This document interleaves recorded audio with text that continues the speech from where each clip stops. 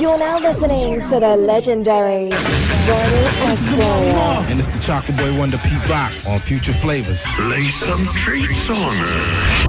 Guess who's coming? Pete Rock. Tap more chins than Pete Rock. It's time to dip, dive, dip. You might break your hip to the sound that's legit. I come to make a hit. Vinyl Esquire.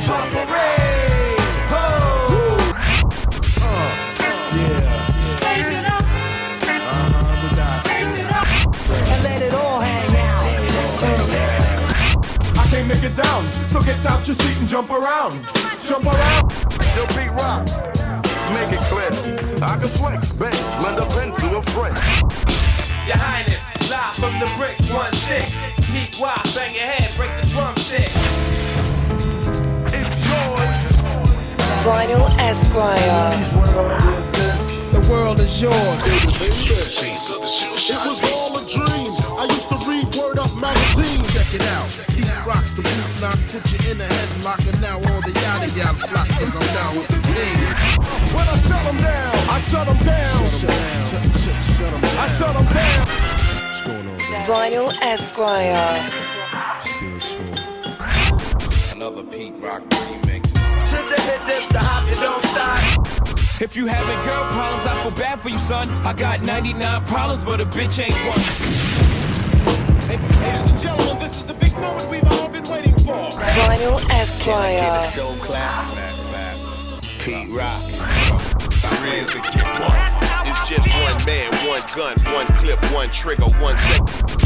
Pete Rock, select. Get them your version, no. Vinyl Esquire. Culture, truth, music. Hello world, I want to welcome you to Vinyl Esquire, the podcast that delivers culture, truth, music. Would you join me, please, in welcoming DJ Rip? Hello world, I want to welcome you to Vinyl Esquire, and my name is DJ Rip. And Vinyl Esquire is the DJ podcast that uplifts the DJ culture and honors our legends. And without further ado, on Vinyl Esquire, I would like to welcome the legendary DJ, the legendary producer, born in the Bronx, bred in Mount Vernon, the Chocolate Boy Wonder, Soul Brother #1. I would like to welcome to Vinyl Esquire, the legendary Pete Rock. Peace. Yo, Pete, how you What's doing, going on? man? How you doing? I'm good, man. How you? I'm good, man. I just want to thank you for allowing me to interview you and allowing me, to dig into your history, your past, and talk to the people about you as an iconic DJ, producer, and everything about your career. No doubt. So let's get right into it. What or who made you want to be a DJ? I just think just music itself, music itself made me want to, made me curious and made me want to be involved in it. I liked hearing it. I liked seeing my dad playing 45s in the living room.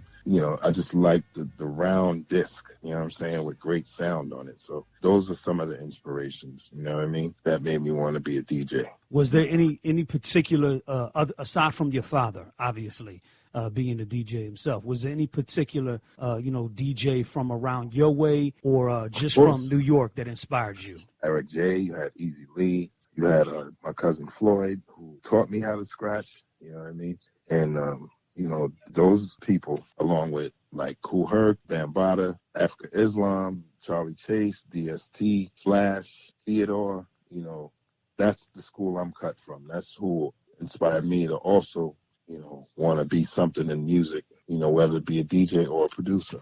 What year would you say that you started DJing? When I was 7 years old, man, I started scratching. That's when I first learned how to do it.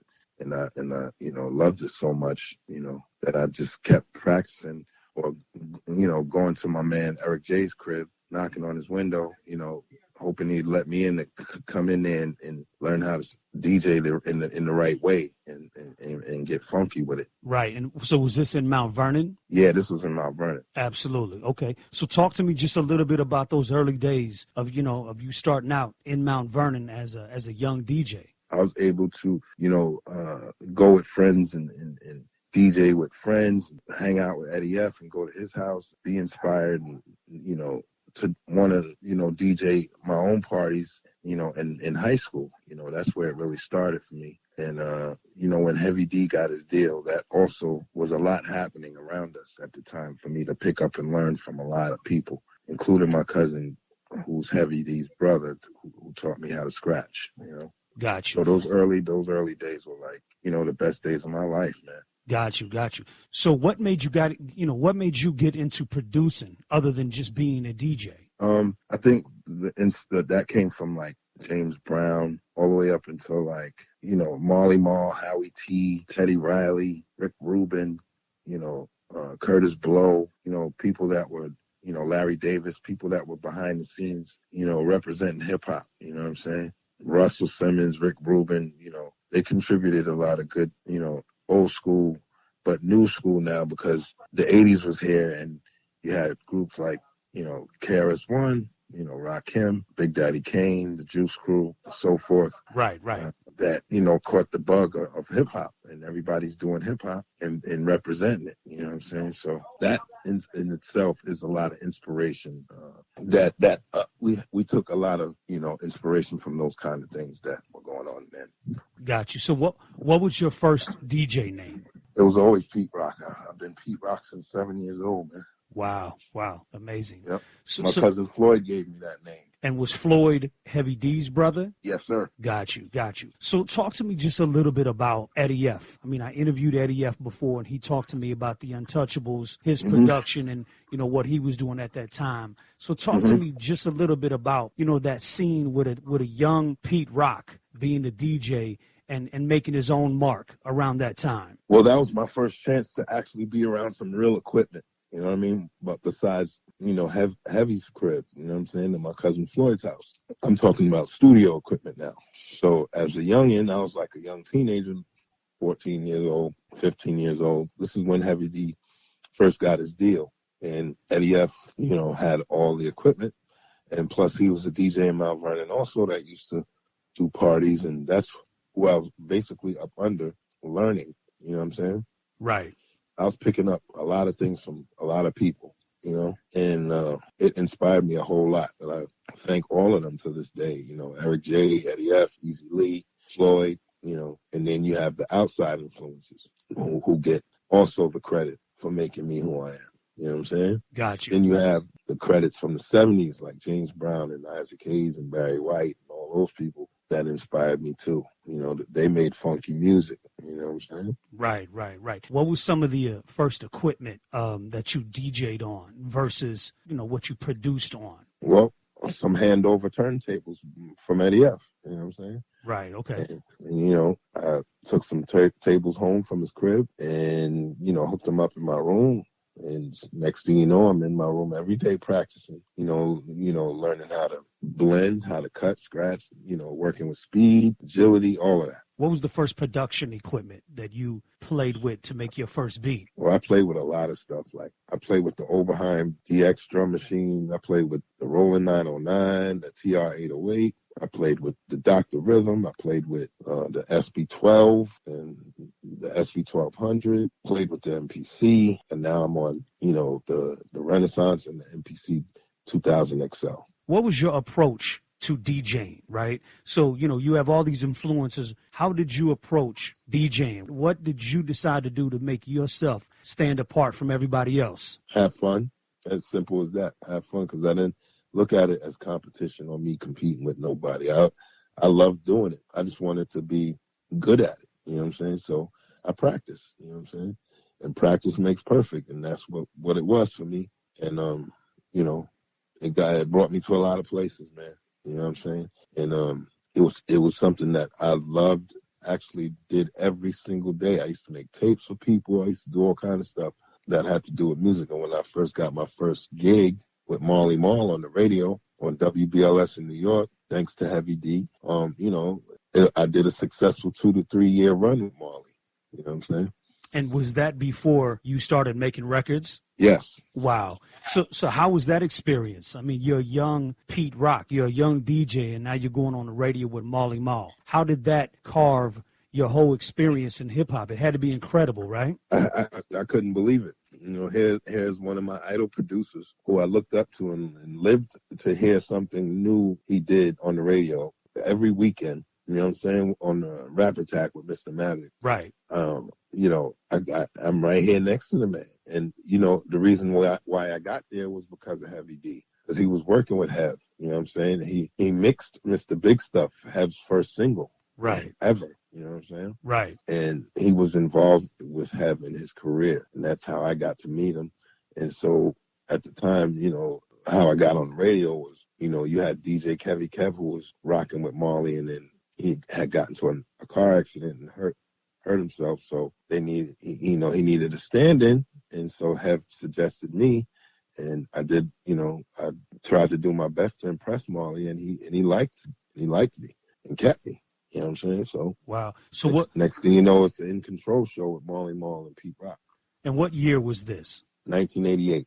So would you say that you had, you know, maybe you had been DJing at that point for what? I don't know, 4 or 5 years prior to that? Yeah. Wow. That's amazing. That's amazing. Mm-hmm. So I mean, I was doing it at home and doing it for my neighborhood. Right.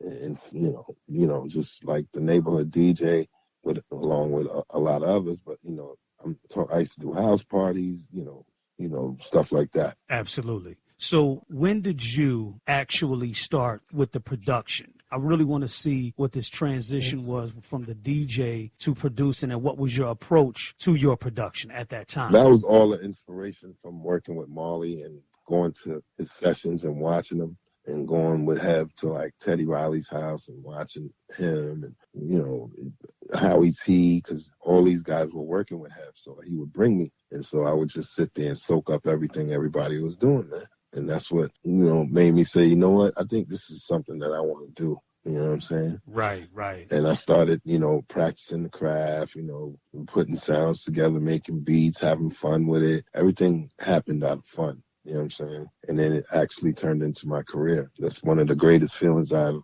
had in my entire life, you know, becoming someone, you know, of stature. Right. Know, and not sounding like, you know, the people I was inspired by. So your first beat that you made, who'd you let hear it? I don't even remember. I was letting everybody hear everything. I was just okay. I didn't even care. Like there's no specifics like that. Right. When it comes to me, it's just, you know, I'm learning how to do something. I'm having fun doing it. And whoever's around, that's it. You know what I'm saying? Absolutely. So who's the first person that actually used, you know, a Pete Rock beat? I was co-producing for Heavy D. Then it turned into doing remixes with the Untouchables, you know, group. Right. I was signed to as, you know, the production group team. And we started doing a whole lot of remixes together. Me, Eddie F., Novell Hodge, you know, Dave Hall, a couple other people. And, you know, we formed a team called Untouchables where we would get work and do music for people. And then, you know, I used to practice making beats, you know what I'm saying? And then I used to say to myself, like, you know, I'm gonna get this thing together and become somebody in this, like Howie T and them, you know what I'm saying? Right. And Marley, you know, and I just put my thinking cap on, kept listening to the streets and listening to the radio, listening to music and hip hop and, you know, the beats and everything, and just kind of was practicing, man, until I created a sound for myself that was distinctive and a little bit separate from everyone else. And 45 King, too, I got to give a big shout out to him because he's a big, huge inspiration to my beats, you know what I'm saying? Absolutely. So was it a conscious effort for you with your approach to your production, or was it just the vibe and how it ended up coming out with such a jazz, you know, and funk influence in your production? Was that at first it wasn't so conscious, but it's gotten there once I started learning the business a little bit and how to really make music and how to create sounds and make it all work together. You know what I'm saying? Because if you notice with certain beats I made, you know, there's certain samples not tuned to that, say, the bass line or, you know, anything that's, I used to just sample the sounds because I was just happy I knew how to do that. You know what I'm saying? But now I know how to do it correctly.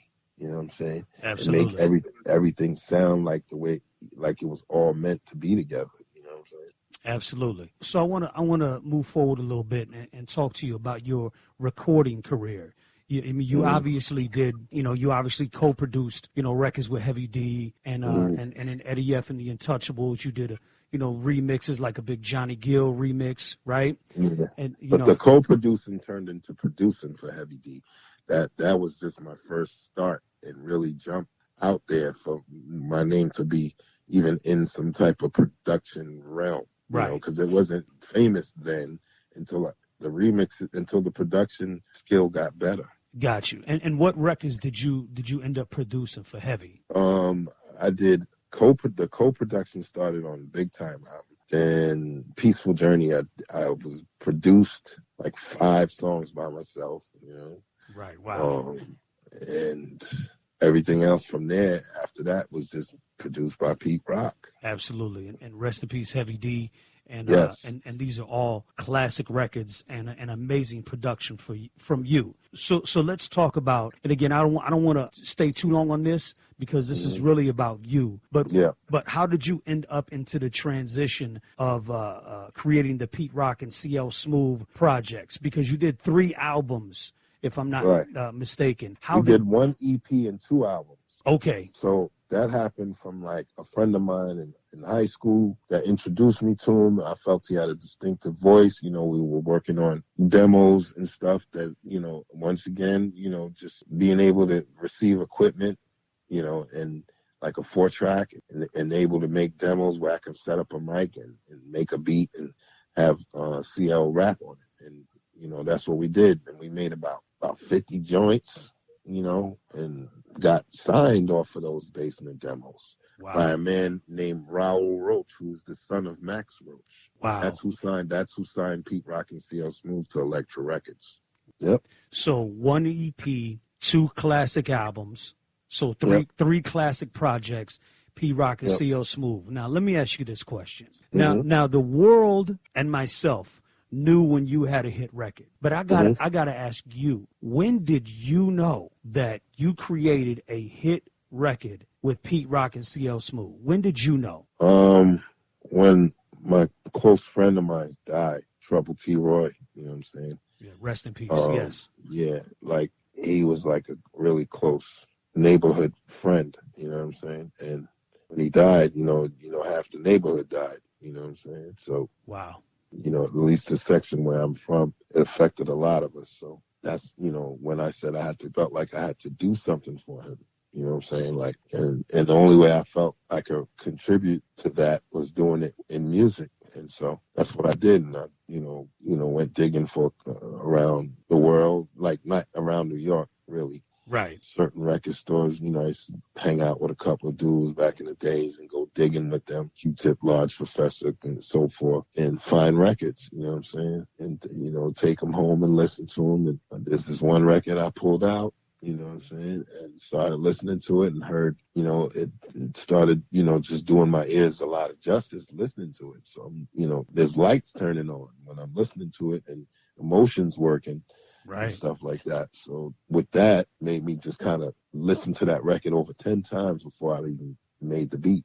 Yeah, so we're talking about Reminisce, When They Reminisce Over You, the record, which is, obviously, I would assume, and you probably agree, your biggest hit to this date, right? So this is a classic record. I mean, a DJ favorite, and the whole world loves this particular record. The passion, the sample, the production, everything about it is just an amazing piece of art that that came out of your hands, your mind, and your heart. So with that blown by Tom Scott. Yes. So the sample, okay. I mean, it's been cleared, I'm sure. Yes, it has been. Yes. So Tom Scott, the record is called Today. When I listen to the original, it is an amazing record. It is. And then it made me cry when I was listening to it. And then when I listened to your version, it made it even more amazing. So thank you. Did you hear this sample? And then once you got to cooking it up, because let me say it like this. So I've always loved your production, Pete. All right. Thank you. And I've always felt like there was just a few producers that could actually make drum machines and samples and combine them with drum sounds and, you know, electronic sounds and actually make it still sound like the original, like it's live, like the original record, you know, like Marley, Easy Mo B, yourself, Q-Tip, you know, on and on and on. It's just, it's a handful. Yes. But how I always felt about your drums, your drums have always sounded like it was meant to be with that sample. Wow. Yeah. You know what I'm saying? Like that's I do a lot of work trying to match the right drums to samples. You know what I'm saying? Yeah. I mean, as a DJ, you can loop, and as a producer, you can loop any sample with drums as long as it's on beat. And 9 times out of 10, it'll probably sound good, right? Yep. But your production, it always sounded like, man, I can't hear any other drums over this sample. Yeah. So with all that being said, and I felt the same way, you know, about Easy Mo B and a few other producers, right? Yeah, of course. You know, just, those are the homies. Yeah. How did you kind of explain, without giving a secret or two, your whole, like, when you sat down with that Tom Scott record, how did you approach it? Like, yo, I got to make this shit incredible, or did you just start banging on the SP? What, you know, how? I just started taking the parts I like of the record. Right. You know what I'm saying? I listened for various things that was going on in that song because there's a lot happening in the song. Right. So, you know, I took the guitar. I listened for. When I listen to records, I listen a little deeper than people think. You know what I'm saying? Like for bass lines and things that's like under that, or, you know, I'm weird in that sense where I could hear shit. Right. You know what I'm saying? Right. And so, like, you know, I'm listening and I hear this bass line, I hear these voices, and then I hear the guitar all intertwined with each other, and how amazing it sounded and how it tapped into my emotions. My man just passed away, so it's just like, you know, like, right, damn, man, I think I'm on to something here. Let's see something. So then I took a James Brown record, man, and, you know, Say It Loud, Black and I'm Proud, and just chopped that up and EQ'd it and made it sound bigger, and then put the sample in there, and it all started working together. And I filtered the one thing I learned when I was sampling back then with Eddie F was how to filter samples. Right. And how to filter the sample no matter where you hear the bass line, even if it's singing on it, when you filter it, it just gives you the bass. You know what I'm saying? Absolutely. And when we found that out, man, it was just like, oh, wow, really? And then the next thing you know, we'd sampling the actual record and then just filtering it for someone to rap to it. And then, you know, with that said, you know, when the Tom Scott sounded the way it sounded, I put what was, you know, the bass line that I love so much, topped it with the guitar and everything else, the voices, the sample that was going on top. You know what I'm saying? And then, you know, when I heard that horn part, that knocked it out the park for me right there. Because that was like, this is the hook. You don't even got to say nothing. Right. You can just let the horn blow. Just don't say nothing. Because you know what? You can get the crowd and the audience to say it. Man, God was in the room with me that day when I was making that beat. I swear he was. I would, because he's made every aspect of that beat possible for the audience to react in a way where I could have them singing the horn riff. I mean, I totally agree. I think, you know, the extra intro, and I know you do this a lot, you know, it's a signature with intros and outros and extra beats and things that don't have anything to do with the record. You know, that was incredible. I mean, the imagery, the video, the artwork. I mean, everything about this record was incredible. And I've always felt like DJs who become producers make the best music. Yeah. Because just like what you're saying right now, you're letting the hook breathe with the horn to give the crowd, you're forward thinking on how the execution of this song will be live. Yeah. While you're making the record. Because everyone thinks like you have to do vocal hooks all the time.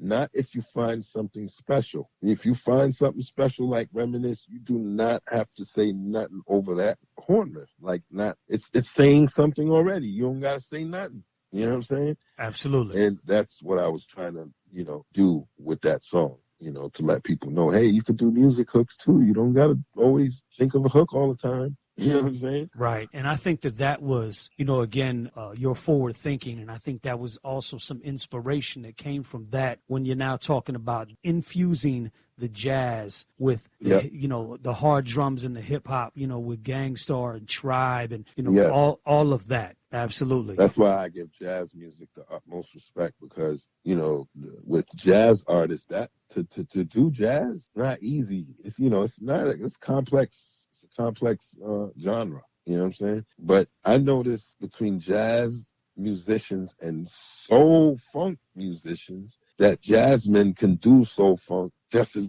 good as the original musicians who do soul funk music. You know what I'm saying? Yes, absolutely. And they do that easily. And I'm just like, damn, I noticed that too. I go deep with music sometimes. No, that's okay. So, so at this time, right, you did it again with Straighten It Out, multiple records after that, you know what I mean? Mm-hmm. And at that time, now I'm saying this with the utmost respect, you were on fire, right? Thank you, brother. Thank you, man. I'm not saying you're not on fire now, because you are. Yeah, I feel you. It's all good. But I love it. But at that time, I mean, you were remixing and producing everything, right? Yes, yes. So how did you feel like when they approached you, I don't know if it was Mary or Uptown or Puff, whoever, when they approached you to do the Mary J remix of Reminisce, did you take that with open arms? Did you have any concern that it may... I actually didn't do that remix at all. They just used, the actual horn riff, and they used CL Smooth on there. Oh, gotcha. But I had nothing to do with that beat. I don't know who made that beat. Maybe Trackmasters, maybe the dudes down with Bad Boy that Puff had. I'm not sure. Right. Well, it was a classic. It was a definite classic. It was a big joint. Absolutely. And with the remixing of, you remixed a little bit of everybody at that time, right? From Public Enemy to Madonna, Biggie, Adore, Mary, House of Pain. I mean, Tribe. I can go down the list and we'll be here for another hour, right? I understand that there was a little something there with Biggie with the Juicy record. Can you touch on that a little bit? I mean, not really. That joint is water under the bridge, man. You know what I'm saying? It was a thing where Biggie came over, Puff brought him over to the crib, and I had the Juicy drums playing in the background. Puff wheels started turning. That's all. You know what I'm saying? And it was something that he wanted to throw Biggie's way. Biggie didn't want that. He wanted Pete Rock beats. And he was picking other beats. You know what I'm saying? But they ended up doing that. So it is what it is. Some people borrow ideas from other people. It's all good. Well, you ended up remixing the record anyways. I used to get mad at it, but I ain't mad at it now. It was just a learning experience. We were all young. I was young. I used to, jump off the ledge, when I didn't get no credit. You know what I'm saying? Right. Well, let me ask you this question, and this seems like a crazy question, but I want to hear what you got to say. Has anyone ever turned down a Pete Rock beat or remix? Well, probably, yeah. I mean, I only was working with people who wanted to work with me. Whoever requested me to work with them, that's how the opportunity happened. You know what I'm saying? Wow. I'm pretty sure, now that you have all different kinds of producers, people go to different people. People like who they like, and that's fine. Well, I think another remix that you did, and I kind of feel like you found that magic in a bottle again with that Run DMC Down with the King record. Yeah, well, that's actually not a remix. Right. That's an original record. Right, my fault, yes. People say, call it you ain't the only person that calls that a remix, but that was an original song. Rest in peace to Jam Master Jay, man. Yes, sir. Miss that guy, man. He's the realest. Yes. And he was the actual driving force on making that song happen. Well, that was my next question. And you're right, that was the actual record. You produced it, no remix. Yes. What was it like working with Run DMC? First off, did you do the scratching or did Jay do the scratching on the record? I did the scratching, but Jay did the intro scratches on Down with the King song. Right. Okay. Because you sampled that, but you did the scratching on the actual song. So how? Yeah, and Jay actually said, "Yo, he tapped out the drum pattern on the SB 1200, and all I did was record it." Wow. So he really made the drum pattern. I sampled everything. I sampled the sounds and I made the bass line and the sample. and he did the drum pattern. So did you already have the sample? How did the whole concept and thing get done? That happened through actually Jam Master Jay. He was the one that made it happen.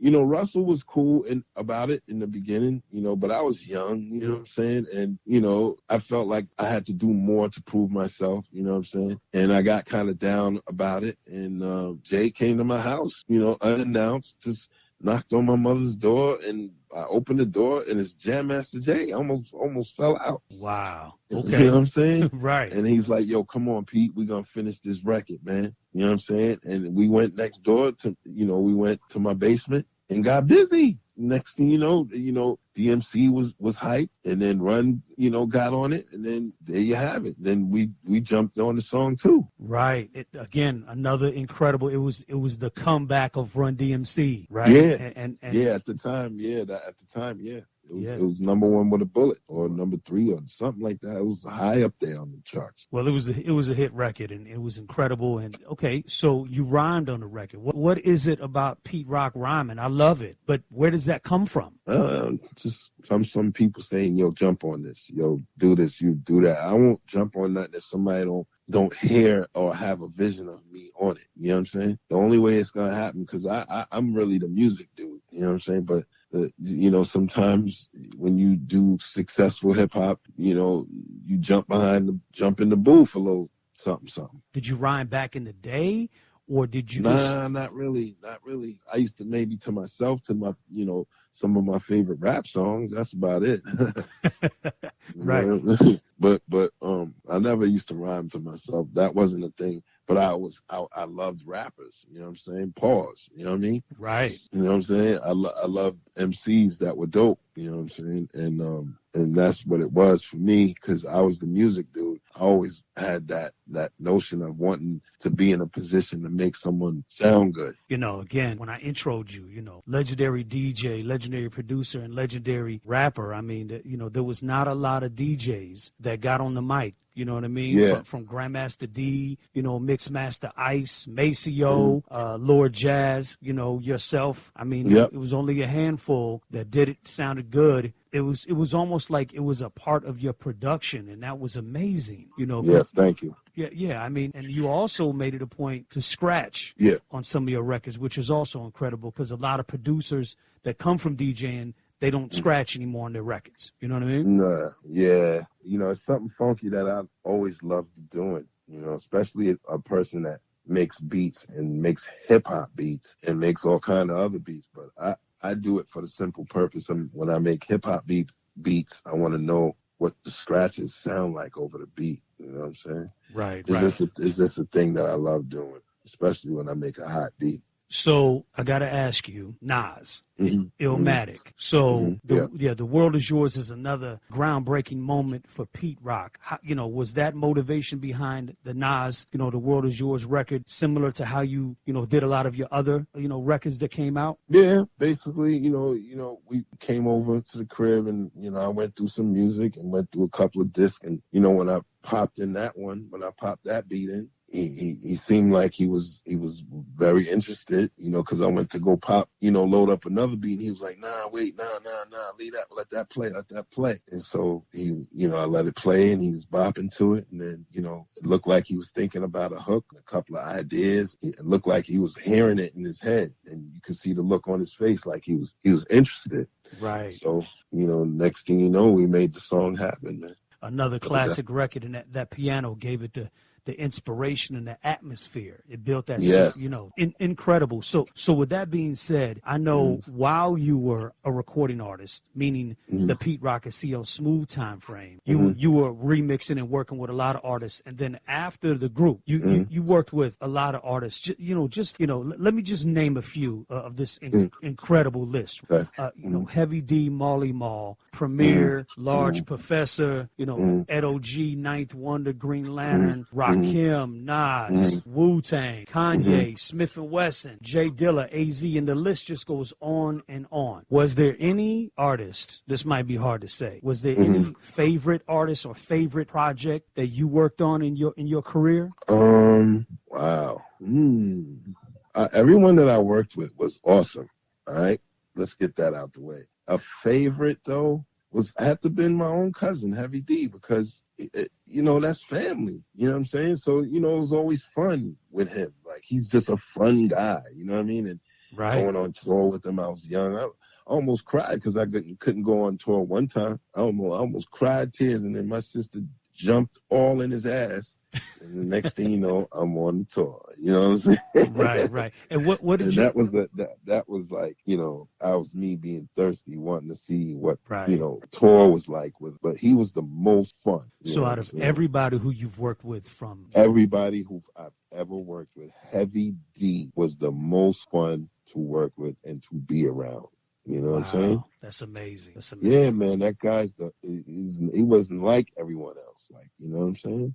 Right. He'll hold your hand in the dark, even a stranger, So was there any artist that you wanted to work with in your career that you didn't get a chance to or haven't yet? Yes, LL Cool J. Wow. And I actually did an EPMD remix called Rampage, but he was on it, but I've never done nothing like one-on-one with LL, and he's been to my house back in the day and everything. You know what I'm saying? But we sometimes, you could get with someone and nothing comes out of it. But yeah, I to this day, I told him on Instagram, like, yo, bro, I got joints. He's like, let's do something. So I'm like, bet. Well, so you might hear something new from us real soon, man. Yeah, that would be amazing. I hear he's putting out a new album on Def Jam. You need to get a piece of that. Yeah, of course. That's history, man. He's the reason for Def Jam. Right. So you got to show him. He's been in the game since he was 16 years old, man.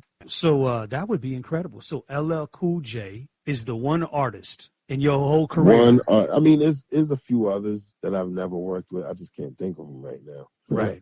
Well, but LL definitely stands out because he was one of my favorite rappers back in the day. Right. No, that's a good one because I can, when LL and Dr. Dre worked together, to me it was amazing and it was different because it wasn't expected. Yeah. Right. Yeah. And I believe in the greatest. You're one of the greatest producers, one of the greatest hip hop producers. Thank you, boy. And Dre is in that. So my point of bringing that up is that Pete Rock and LL Cool J record would be amazing. That would be so ill, and I've been here creating stuff. I know guys could be really picky and, people get a little shaky when they know that you're a producer that samples, but I make live music too. So, yeah. And I'll have my chance to play some beats for him. Yeah, to but see how he reacts to all the new stuff. Majority of the new stuff that's out now, the stuff they're sampling. You know what I mean? Yeah. Of course they are. Everyone's still sampling. Yeah, absolutely. They're still sampling. They just doing it different, man. That's all. And it's just like when we first came out as producers and artists. We had something new and we shared it with the world.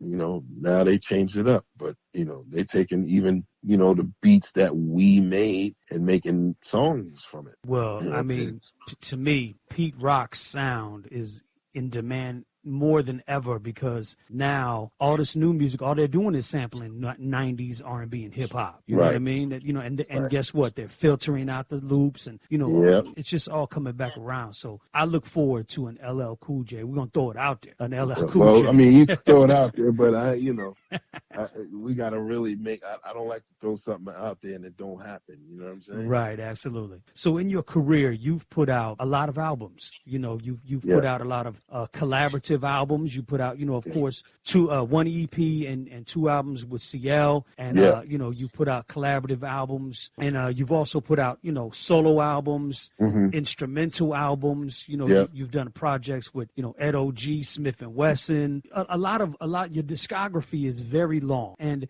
my question to you: what is your preference? Because I see that you put out the collaboration albums, and it's like Pete Rock and Camp Lo, or Pete Rock and Smith and Wesson, or Smoke DZA. Do you prefer to work with and Sky Zoo as well? Do you prefer when you do collaborative albums? Do you prefer to work with you and an entity, or is that just how the chemistry happens? You know what's funny about that is that's not even an idea that comes from me. That comes from the actual artists themselves. They tag me in like we're a group. You know what I'm saying? So Wow. you know, and I think it's out of the kindness of their heart because they're fans of what I do. You know what I'm saying? You know, when you love hip hop, you love the producers that make the standout joints that you will never forget. You know what I'm saying? Absolutely. And so that's what I think that's all about. But I don't tag myself on that on that. They do it.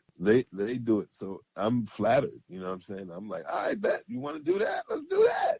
You know what I mean? Well, the reason why I brought that up is because, you know, I did want to know what that process was. You know, was that? Oh, no, it was just a simple thought, man. Sometimes it's just a simple thought. You know, people who already have their plan and they come to me and say, this is what I want to do, Pete. And then I'm looking and I'm like, all right, bet. Let's see if we can match the music. Absolutely. You made incredible music. Again, your particular album projects, the Pete Rock and CL Smooth, and then, you know, your collab albums with Sky Zoo, Smith & Wesson, Camp Low, Smoke Dizza. These are incredible albums that have come out over the years. You know, we're talking from the 90s all the way up till now. Yes. And you also, these are my personal favorites, the instrumental albums, right? Oh, wow. Thank you. So you know, your Pete instrumentals, you know, the Soul Survivor series, and even most recently, the return of the SB 1200. Yes. So, and actually, don't forget Kanye West album too with Jay-Z. Him and Jay-Z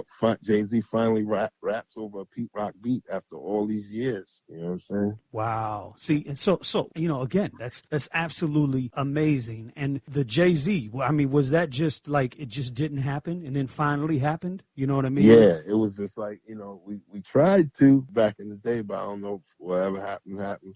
You know, everyone, at least me, you know, had some ups and some downs and some comebacks, you know, so. Absolutely. So talk to me really quickly about the return of the SB 1200 project, right? Yeah. Because that came out in the last few years, right? Like came out 2017. 2017, and it came out on vinyl specifically for Record Store Day, I believe, right? Yeah. No, matter of fact, 2018, not 2017. Sorry. 2018. So talk to me about that motivation and the inspiration for these instrumental albums and the return of the SB 1200, because I know earlier you said that, you know, you started out on a lot of equipment, you know, because I believe that, you know, you were one of the ones who made the SB 1200 famous, if that makes any sense, right? Yeah, it makes a whole lot of sense. Yeah, and so what was the motivation? What's your motivation behind these instrumental albums and putting out a project called Return of the SB 1200? The inspiration for instrumental albums, you know, for me to keep putting out instrumental albums is leftover beats. Like certain, you know, I would give people beats to pick from, and they would pick everything else or anything. Out of 5, they would pick 2, and then and then I'll narrow down 3 with another artist. They'll pick 1 out of 3, and then those 2 beats will go somewhere, you know, where nobody's really using them. You know what I'm saying? Right. And I had a whole bunch of beats that I've been sitting on for years that I never used. You know, so I figured, you know what? I should start an instrumental series and just put, categorize each instrumental album, how I do them, and put them out. You know what I'm saying? What are you producing on at this point? Right now, I got Pete Instrumentals 3 Live coming out with the band. I have a band now, called Pete Rock and the Soul Brothers, which features drummer Daryl Jones and guitar player Marcus Machado. I got my boy Big Yuki on the keyboards. I got Jermaine Holmes doing vocals. You know, I got Mono Neon on bass. That's Prince's old bass player. Wow. You know, okay. And yeah, man, and we're having fun. And this Pete Instrumentals 3 features them. Like, I take a step back and let them shine, and let people, witness who they are and let people learn who they are. So when we drop Pete Rock and the Soul Brothers album, no one's unfamiliar.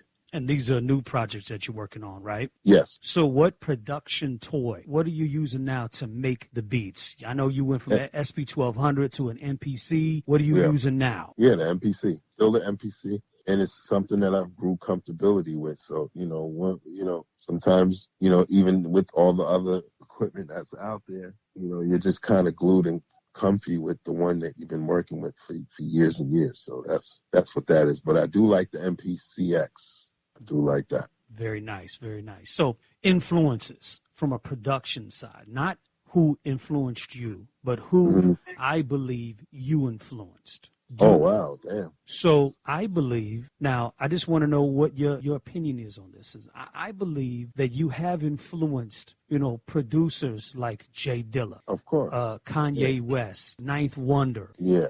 Just to name a few. Yes. And all three of them are in their own right dope, right? Yep. Do you feel like you influenced them? Of course. Well, I mean, they told me themselves that. You know what I'm saying? So, I'm not an egotistical person, man. I'm not the type of person that's like, oh, okay, word. Like I take what they say to heart. You know what I'm saying? Like if you learn from me, then and you're doing that right now. Wow, that shows that my work wasn't in vain. Right. You know what I'm saying? Absolutely. And with Jay Dilla, his mama told me, and then me and Jay got close, and then he was like, yo, man, I used to want to be you, man. And, start laughing and stuff. And, I'll be playing them beats and he doesn't even realize that he's my favorite hip hop producer over everyone.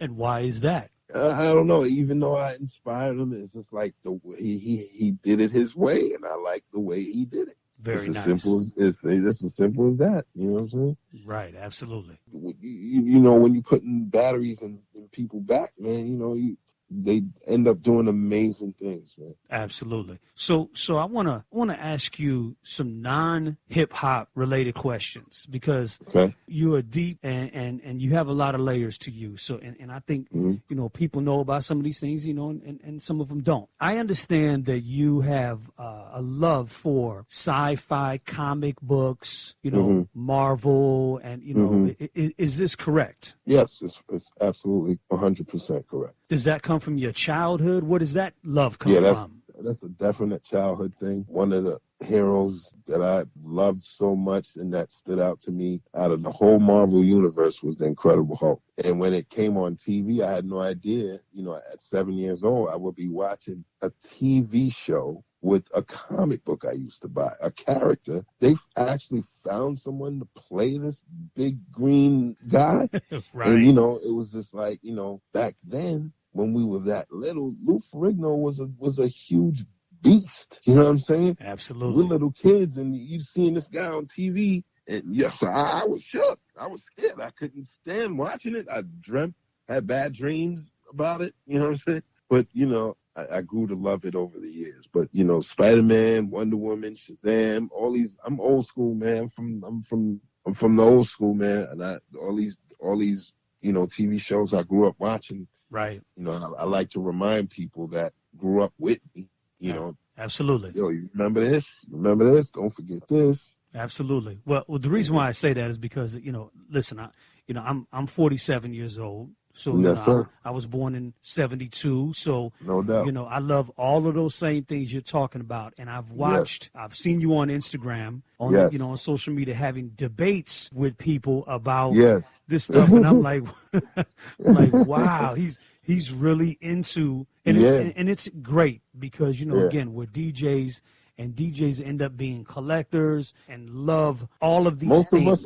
Most of us are. We have side things that we love, that has nothing to do with music. Right. So, again, I just want to shout you out, man, for loving the comic book world, for having that energy. So, hell yeah. So, question for you, because you produced Run DMC, so I'm sure you're good friends with DMC, the comic book guy. Yes, he got his own book out. Yes, have you ever had a conversation with him about a collaboration in that world? Yeah, we talked about that a lot, and I had a conversation with him in the airport. When I saw him maybe about a month ago. Yes. And so he has the same love that I have for the comic book world and the MCU. I'm a Marvel kid. I grew up with Marvel. I love Marvel. DC was cool. And I also grew up off DC shows, Batman, Shazam, The Flash, the cartoons, you name it. Yeah, but as well as I do that when it all transitioned into movies, Marvel got it right and DC just didn't to me. Yeah, and they started early and, they got a head start and kind of not look back, you know what I'm saying? So, what would be an incredible project would be an animated series with DMC and Pete Rock doing the score. It was incredible. What? Yeah, we talked about that a lot, And who knows? You never know. You may see that one day. You know what I'm saying? Man, again, we speaking it into existence. Yes, that's what I'm talking about. Yes, sir. Yes, sir. So let's talk about another project that you're working on. Talk to me a little bit about this short film called Shots Fired. I watched it, loved it. Thank you. Talk to me about this. What is this about? Well, it's basically about, what's going on, current events, from our young generation to, politics and things that we see and understand and don't understand. And we kind of want to do a short film based on that. And, add, because I'm a reality person. I like to deal with current events, and, the past stuff is cool. But, hey, what's most important now is what America is going through. And we're here living in it. You know what I'm saying? Absolutely. So people have to be aware. And that I kept that as the focus when I, thought of the idea with the director and everything like that. So this is a short film that you created. Is there more documentaries, full-length movies? Is there more of this type of energy in your future? Are you interested in? Yes, definitely. Of course. Gotta keep, it's always good to be intriguing, and making people think, you know what I'm saying? Right. This is real life. This is a real world. I understand how you hear certain hip-hop songs on the radio that people are having fun doing, but it's not really teaching you nothing. I like to kind of almost teach, but not too much to where people think I'm like some type of preacher or something. Right. But I do like to preach a little bit. You know what I mean? Well, I thought it was incredible. I watched it, and you threw me off in the beginning. You know what I mean? With the white kid, I didn't expect him to be rhyming and all that. It was dope. And that was clever. It was clever, absolutely, and I loved it. And I know you can go to YouTube. It's called Shots Fired. Yes. But is there a particular specific website for that particular film? You'll be able to get all that stuff and see all that stuff, PeteRock.com or TrueSoulNewYorkCity.com. Okay. So all of that's going to be linked to the website. So we are still working on getting that done. You know what I mean? But once that's done, you'll be able to go to PeteRock.com and see that. Dope. But right now you could go to YouTube and just type in Shots. On Vivo. I have a Pete Rock channel on YouTube. Right. Shots Fired. It's a short film, by Pete Rock, and it was incredible. Let's talk about it. Let's talk about another business venture and something else that you have going on right now. Soul Brother University. It's a clothing line, right? Yes. Talk to me about that. Excited about that, man. Wanted to give back to in a way where my history meant, I want people to really learn my history and what it meant to me, growing up in hip hop, learning what I learned and then reteaching it back to them. And I wanted to, do something in honor of that and call it Soul Brother University and, sell hoodies and T-shirts and, everything from knapsacks to sneakers, jackets, all kind of stuff. Right. And that, I'm sure, will have its own dedicated website as well. But is everything back to PeteRock.com? Is that right? No, everything is, now there's Soul Brother University also. You can actually, there's also a website. When you go on Instagram and you see the ads, right, you can just, click on it and it takes you right to the website. You have a short film out called Shots Fired. Mm-hmm. You have a clothing line called Soul Brother University, which is incredible. Now let's talk just a little bit about some of the current projects that you are working on right now. Mm-hmm. You had mentioned Peach Instrumentals 3. So talk to me about some of the other projects you're working on right now. Peach Instrumentals 3, I'm working on my Flea new project, working on, Soul Survivor 3, so many other things, man. New artists that I'm doing, it's not always about Pete Rock, but, I want to actually put out these new artists that I have under my wing that I'm excited about. The list goes on and on, man. You know what I'm saying? And as far as any of the rap people that we may know that you're familiar with, I'm working with them too. You know what I'm saying? Absolutely. It's shout out to AZ. You know what I mean? Absolutely. And I know you've worked with Kendrick Lamar and Kendrick. And I believe you're working on a project with Premier. Is that still happening?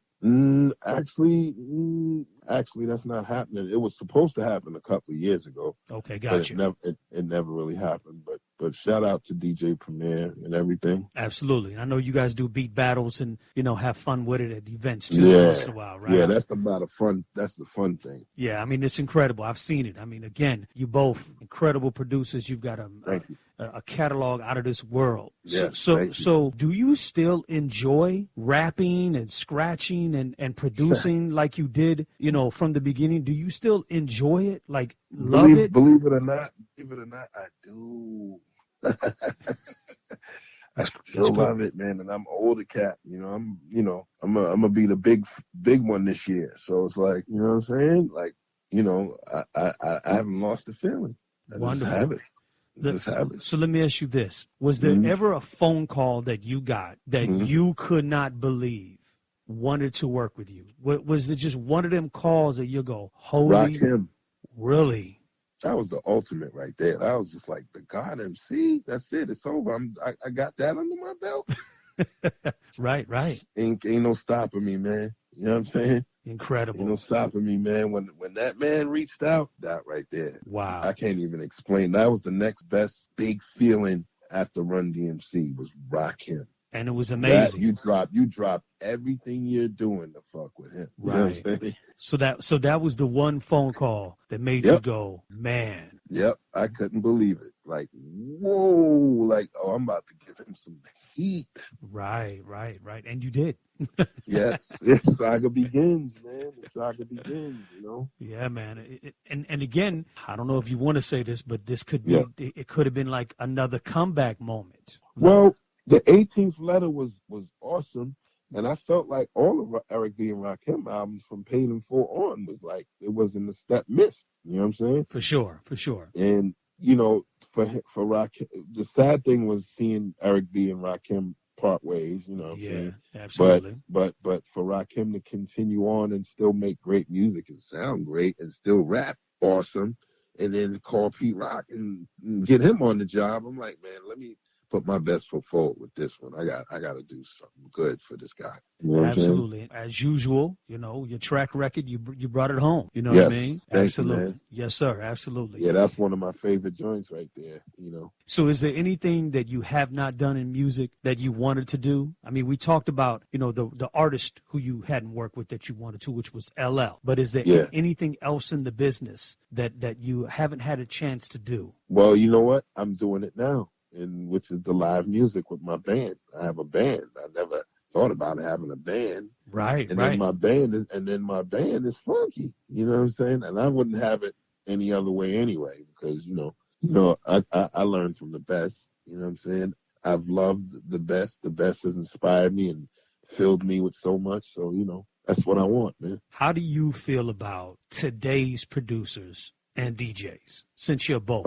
I like a lot of producers today. You know what I'm saying? There's certain producers that I listen to that like have their own thing going on, and then you have some that do really great stuff, and the list goes on. There's a lot of them that I hear that I don't know their names, but I hear that they do good beats. And I'm not gonna say everyone's a favorite, but I'm gonna say a lot of the people that I hear are doing, exceptional work. So would you say the success to Pete Rock's longevity is consistency? Yes. Consistency, passion, the will to go out and fight for what you love, and, being careful with and selective of what you sample, and coming up with the most illest ideas that people are not doing.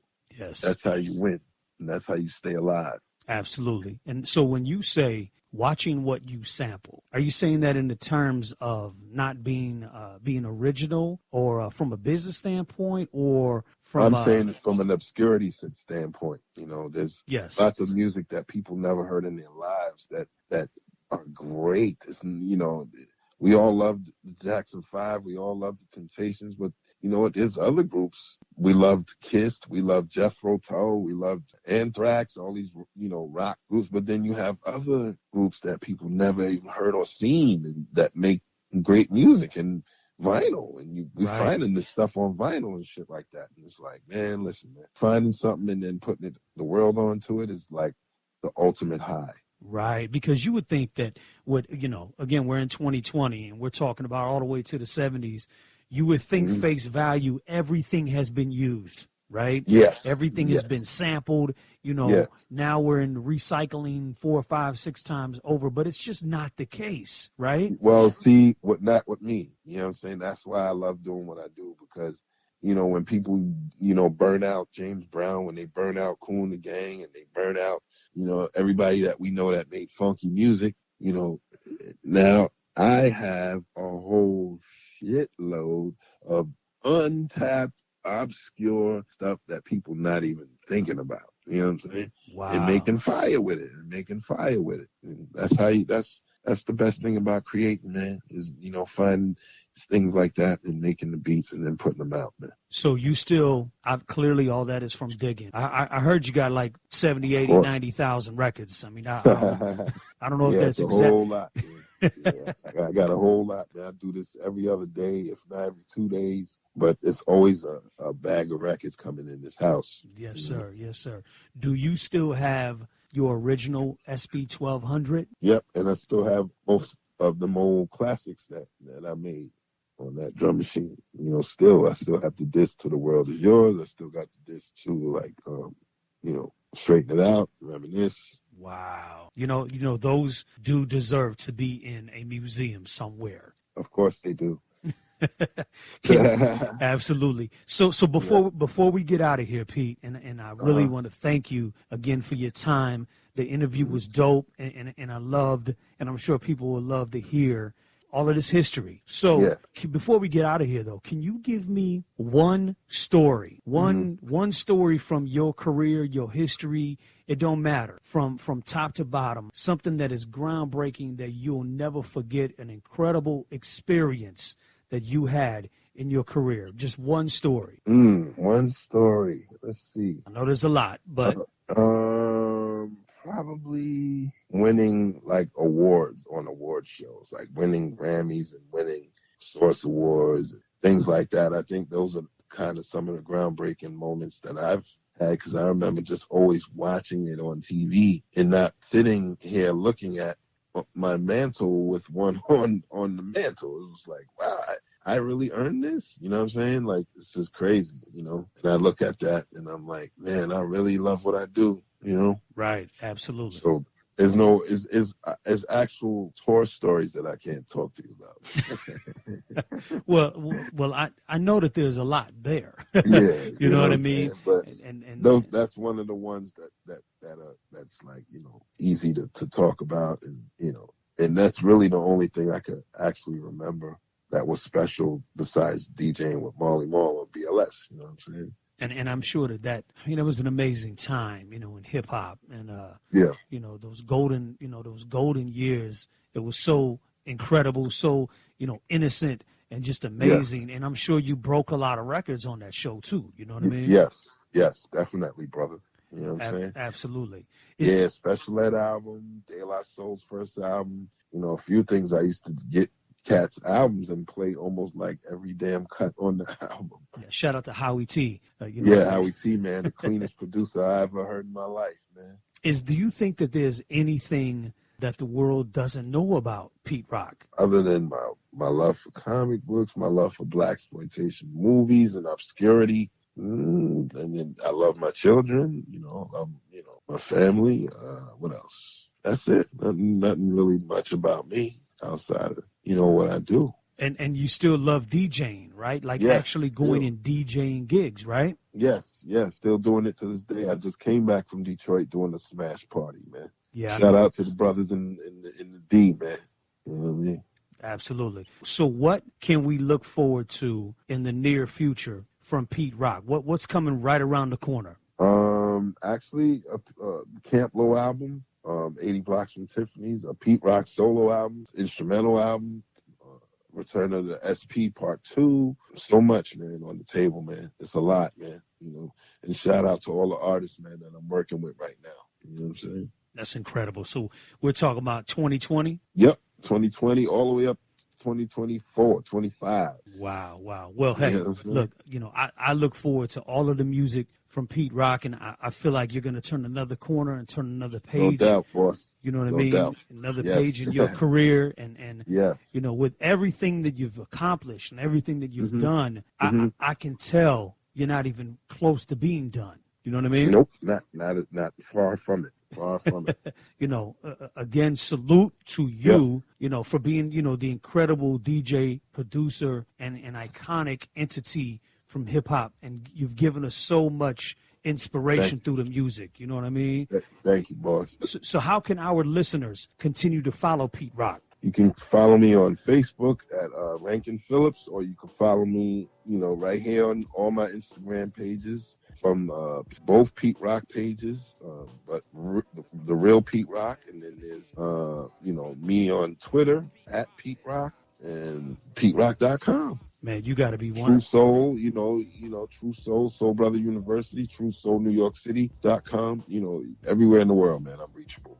You got to be one of the busiest guys on Instagram, I know. You know Yes, what I mean? sir. Yes. No, and sometimes, you know, it's not me doing it. Sometimes when I'm in the studio making beats, I have assists, you know, that help. Absolutely.